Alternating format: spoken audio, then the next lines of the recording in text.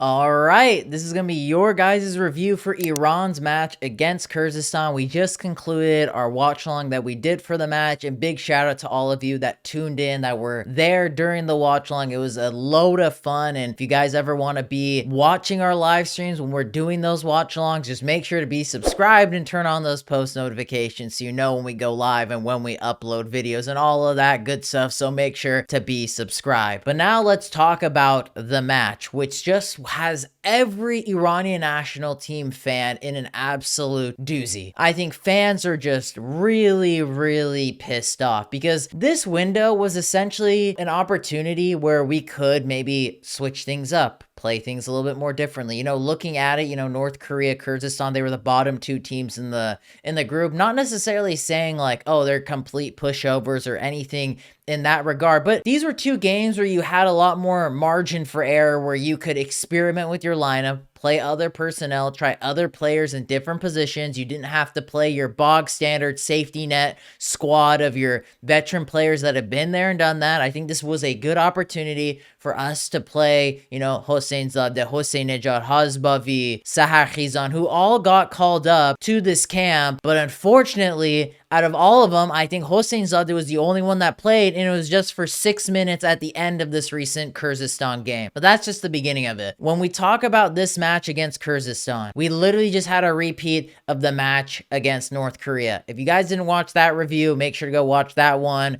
after you finish this one. But in that game, we were up 3-0. We played a great first half of football. It was fantastic. Some of the best football I've seen from us in this window, but I would expect that from us against bottom of the table North Korea. Then when the second half rolls around, Khalilzadeh gets a stupid red card, and he's a defender. I've said it multiple times, shouldn't be getting called up, shouldn't be the main starting center back for this team, and the game completely changes. We play horribly, and we barely squeak out a win against North Korea, and honestly probably deserve to tie that game. And so we go into this game against Kyrgyzstan. We play a pretty solid first half. Not really anything much from Kyrgyzstan, which maybe is a credit to us. We played a good defensive structure. Maybe we nullified any opportunities they could have. We get 2 goals. Mehdi pretty much scores like a carbon copy in regards to his first goal he scored in the first match when we played against Kyrgyzstan in Iran, where there was a header, rebounds off the defender, it's a tap in, just a carbon copy of a rebound goal like last time. Then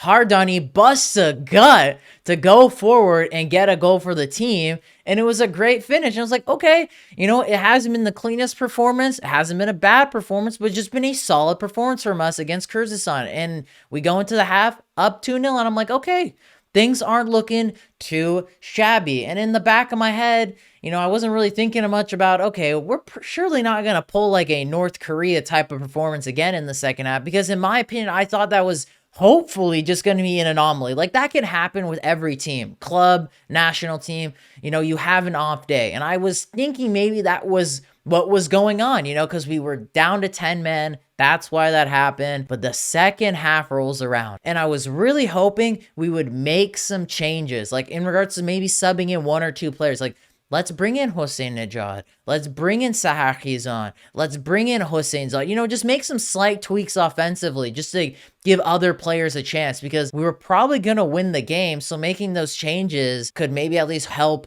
spark and reinvigorate the offense to maybe get that 3rd and 4th goal. But no, we keep the same lineup as we did in the first half, and we just kind of just shit the bed.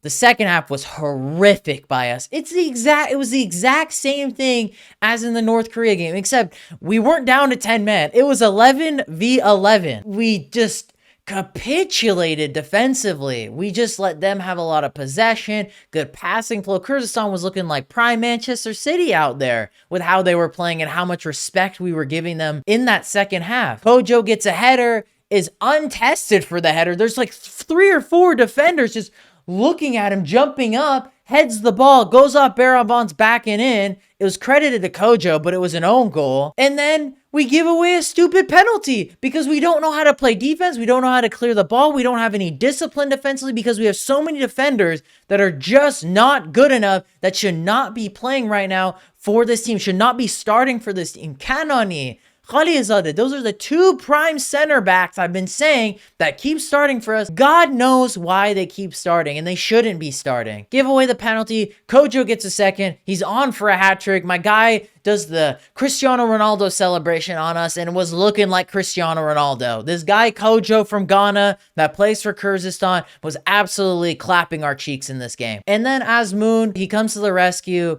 gets a goal, but it was just like, it was so simple. Like, it was nothing complex for our third goal. Just Milad Mohammadi goes down the line, crosses the ball, Azmoun, it was not rocket science. And it's just like, it makes you think, why couldn't we just play like this maybe throughout the full 90? Or we just couldn't play with smart offensive fluidity the whole game and just play smart defensively so we wouldn't be blowing these leads. And then the game concludes. We scrape a 3-2 win against Kyrgyzstan. Yes, on paper, we get 6 points against North Korea and Kyrgyzstan, but both of those performances, I don't know if it's just me, but they both felt like losses. We play this experienced veteran lineup that have gone through 2 or 3 World Cup cycles, but are just barely getting wins against the Asian minnows in qualifying. You would expect a team that has this much experience in World Cup qualifications, and in probably one of the easiest World Cup qualifications because of this new expanded World Cup. It is easier than ever to qualify for the World Cup. We are barely scraping wins, and we are not experimenting and changing our lineup. There is so much complacency with a lot of these players, with a lot of these positions, and from Qalanoi. And that is maybe why we're seeing these terrible second half performances, because yeah, we may play well when it's 0-0 and there's you know, the need to get the goal so we can take the lead. But when the second half rolls around, all the players know they're gonna be playing the full 90. They're probably not gonna get subbed out. And even if we do make subs, when we're about to concede a second penalty, instead of bringing in a guy like Sarkizan or Hossein Nejad because we're gonna need goals, you know who Qalanoi brings on? Cheshmi and Nurafkan. Those, you bring on 2 defensive midfielders when we're going down a goal. That makes no sense whatsoever. And that's the point. I think that was the breaking point for me, where I was like, this guy Qalanoi, I'm just done with him. I'm so done with him. And I think a lot of you guys are just so done with him. And I'm going to work on it this week. I pinky promise. Video talking about Qalanoi, that will be out in the next week. I need to talk about it. We need to get this over with. Just talking about all my thoughts about Qalanoi and just how much of a bust he has been as a manager. And it's like basically like put us back to the dinosaur ages with how he has been coaching this team in the last year or two. It's just been a wasted year to 2 years under Qalanoi, in my opinion. Yes, we may have had that Japan win, and he clings on to that like as if he won the World Cup. But that one win does not outweigh all the cons that have happened. He chooses to play the same veteran players that are only getting older, that are only getting worse, that are lacking ambition. He is literally allowing some of our best players, instead of emphasizing for them to stay in Europe and be ambitious and be hungry and be those leaders for the national team, instead allows and is okay with them to go back to the Middle East, to go back to Iran, and doesn't reward the younger players who are ambitious, that are trying to fight and gain respect to play at the national team level, and instead plays a bunch of old heads that are only getting worse and refuses to play the younger ambitious players that can only get better and actually build a future for the Iranian national team. This makes no sense whatsoever. We have gone with countless international breaks where younger players have been called up, but just for the shits and giggles at this point. They don't even get any minutes. What is the point of calling them up if we already know what the lineups are gonna be? I could have my eyes closed and I can tell you what Qalanoi's lineups are gonna be for Iran, because he doesn't change it one bit. His subs are dog shit. He is just a dog shit coach, and I'm just done with him. And these performances have just been bad. Yes, on the service level, we beat North Korea, we beat Kyrgyzstan, and these type of performances can happen, like against North Korea, where we have an off day and we almost blow the game, but it shows resilience that we were able to do it. But not when you're doing it in back-to-back games. That just shows the coach and some of the players are just not good enough. You are not changing up the team whatsoever. These players know that even if they drop a stinker performance, he knows he's going to be back in the starting lineup. Sardar Azmoun can fuck off his career and go to the UAE in his prime age, but knows Qalanoui will still be calling him up. Saman Qudus, Jahanbash can be free agents for 3-4 months and Qalanoui will still be starting them in games. There is something completely wrong with that. When we have guys like Hossein Ninja and Sahar Khizan who are playing in Europe, absolutely dicing up defenders, scoring goals for fun, that is a slap in the face and is a disrespect to this national team and to these fans who can all clearly see there is a fundamental issue with his coaching and his player selections and his stubbornness that is absolutely running this Iranian national team to the ground, where every other national team in Asia is progressing while we are on a downward spiral. If we are having these type of performances in qualifying, then what the fuck is going to happen to us at the World Cup? Because we are absolutely screwed. You may criticize Carlos Queiroz as much as you want, and probably people hate when I bring this up, but he was the most recent coach and in my opinion was the most successful coach in Iranian national team history and helped build a standard where we're qualifying for World Cups consistently, but we are not building off of the hard work that he put in and the ambition that he bestowed upon our players to emphasize,